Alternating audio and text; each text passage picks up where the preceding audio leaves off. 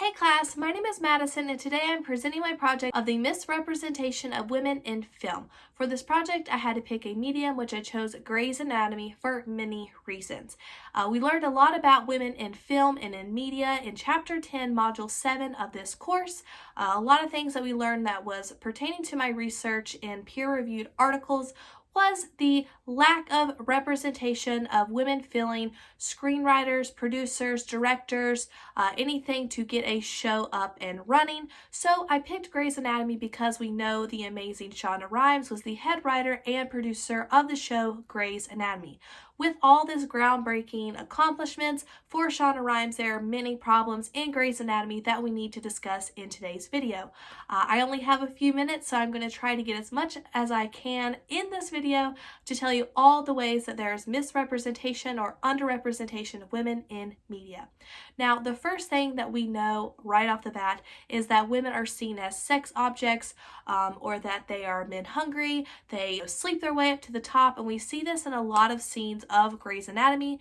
I'm going to be showing you a clip right now, which is the famous pick me, choose me, love me scene between Meredith and Derek Shepherd. Backstory, Derek is choosing to either stay with his wife who cheated on him or to go with Meredith and divorce his wife. I'm not out of this relationship. I'm in. I'm so in, it's humiliating because here I am begging. Meredith. But Derek, I love you. So pick me. Choose me. Love me.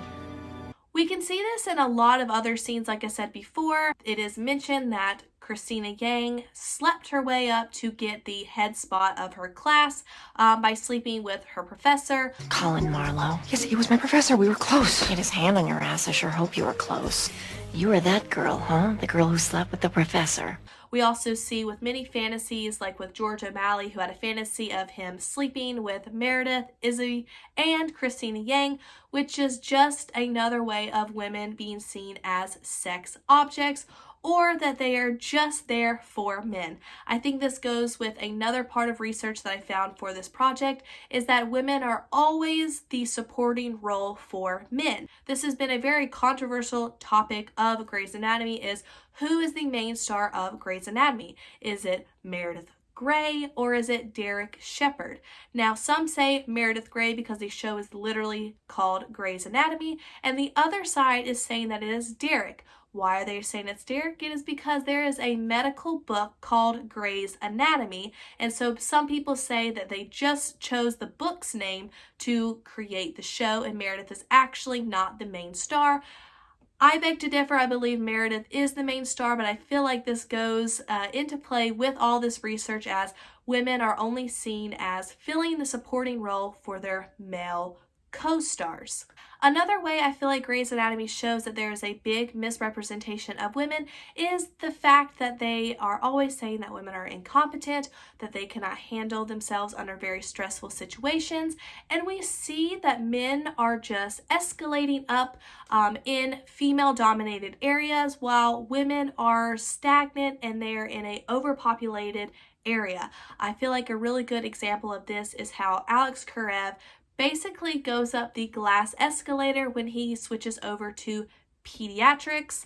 And then you have Meredith Grey, who is in general surgery, which is just oversaturated. There's so many people. It takes her a very long time to get the head of general surgery. But as I just said with Alex, it seemed like he just stepped in and was immediately gone all the way up to the top to become the head. You also see this as the role of chief of surgery is always switching between males. It took a very long time for it to get switched down to a woman. Very, very late in the seasons, we see Miranda Bailey becoming the chief of surgery, but like I said, took a very long time. There is one scene that I think is a pretty good example of how women are seen as incompetent or that they can't handle under stressful situations. This is during the plane crash where everyone is dying, everyone's losing their loved ones, and Cristina Yang can only care about that she lost her shoe. How long was I out? I don't know. I lost my shoe. Where is she? I don't know. I only have one shoe. Another way I think that they're seen as incompetent or they're just not up to male standards is the episode Crash Into Me. This is when a male paramedic is injured and he comes to the hospital and he's needing medical attention. Miranda Bailey, who is an African American woman, comes to his aid to help him, but he says, no, I need someone else. She thinks it's because she is black, so she wants to get someone but is not a man, so she only wants to get a woman, but a woman who is not black and who is not white. Dr. Hans Service, when you know I've been fighting tooth and nail to get into her good graces. You're not black, but you're not white either. I just didn't want her to see. I thought she might take offense. So I can get back to Hans Service. Or not? No, if I have to work on this man, so do you. Why? You don't need me. He has a swastika on his abdomen. A giant black swastika. My stepfather's parents died in Auschwitz. We find out that Miranda only picked her because of her skin and because she was a woman, not for her intelligence, which is a huge issue on this show. There are more things that I wish that I could point out, like the lack of LGBTQ community. We didn't see our first lesbian couple to about the 5th or 6th season, and it was very confusing times for Callie Torres to find out that she is actually a lesbian.